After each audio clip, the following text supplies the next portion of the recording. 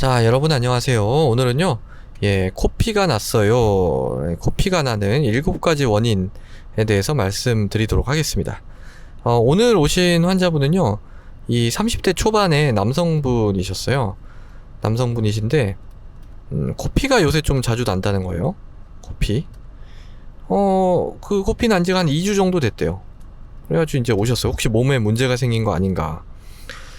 그래서 뭐 이것저것 여쭤봤는데 별로 제가 봤을 때는 이 코피 날 만한 그런 상황이 없었거든요. 물론 뭐 겨울철이고 하니까 이제 날씨가 건조해서 뭐 날 수도 있는데 뭐 약 드시는 것도 없었고, 제가 이제 항상 물어보는 거 이때 건강식품입니다. 건강식품. 그래서 건강식품도 여쭤봤는데 이 비타민하고 뭐 유산균 요 정도 이제 드신대요. 그래가지고 비타민 유산균이 뭐 코피를 나게 하진 않거든요. 그래서 이건 뭐 괜찮을 것 같다. 뭐 그래서 이런 경우에는 사실은 뭐 크게 별로 이제 더 해드릴 게 없는데, 또 환자분들이 너무 걱정을 하시니까, 혹시 병이 있지 않을까 걱정을 하시니까 피검사를 한번 해봅니다. 피검사를 한번 해보는 거예요, 우리가. 그래서 혹시 뭐 플레이틀릿, 혈소판이랄지 뭐 PT, APTT 이게 이제 뭐냐면은 혈액 응고를 보는 거거든요. 그래서 요 두 가지만 보면 돼요. 사실은 요 혈액 피 나는 거에 대해서 만약 검사를 한다면. 근데 뭐 검사하는 김에 쭉 뭐 다른 이상이 없나 다 뭐 보는 거죠. 뭐 CBC, 일렉트로, 비유엔, 크레아티닌, LFT, 뭐 콜레스테롤 뭐 다 보는 거죠, 이럴 때. 그래서 이제 다 검사를 했어요. 근데 제 예상대로 다 정상이었습니다. 정상. 그래서 이제 괜찮습니다 이러고 이제 뭐 그냥 좀 건조해서 뭐 그럴 수 있으니까 저기 가습기 같은 거 좀 틀어 놓으시고 코 후비지 마시고 뭐 이제 이런 얘기 드렸는데, 마지막으로 제가 하나 더 물어봤어요. 진짜 이 건강식품 드시는 거 없으세요?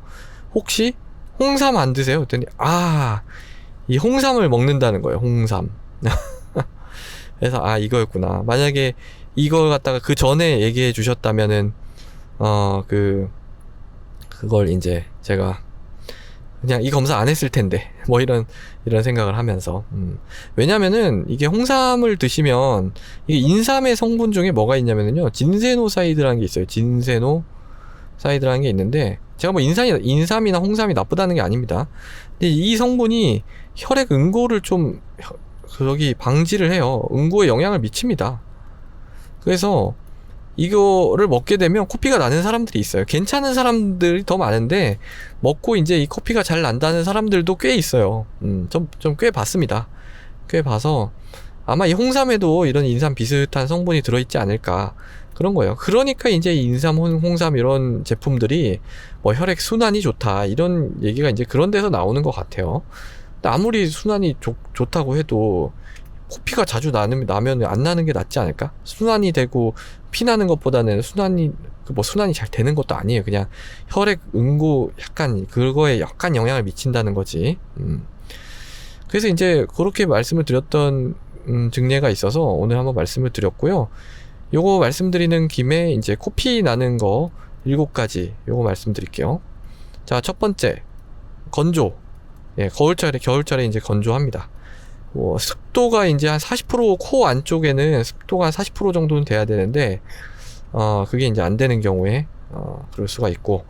두 번째는 이제 코 후비기입니다. 코딱지 같은 거 이렇게 빼내다가 자꾸 자극을 하면 꼭 그때가 아니더라도 또 이제 다른 때 이제 코피 날 수 있어요.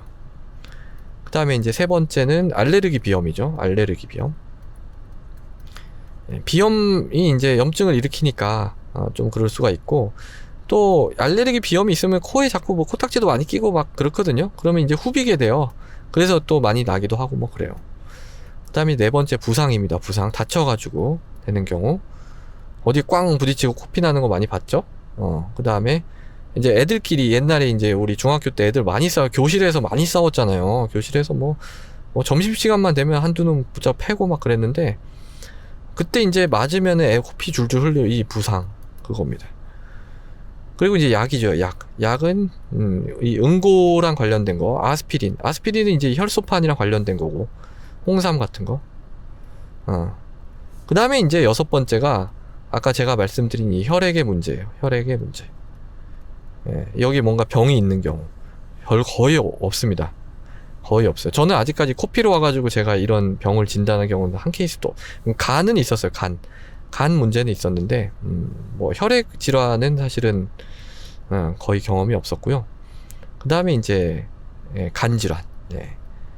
간에 병이 있어서 술 많이 드셔서 간경화가 됐다.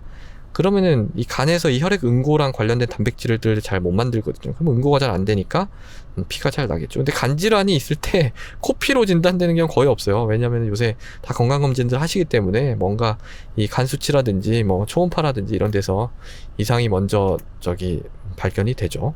자, 그래서 오늘은요, 코피가 났어요. 그리고 코피가 나는 7가지 원인에 대해서 말씀을 드렸습니다. 오늘도 경청해 주셔서 대단히 감사합니다.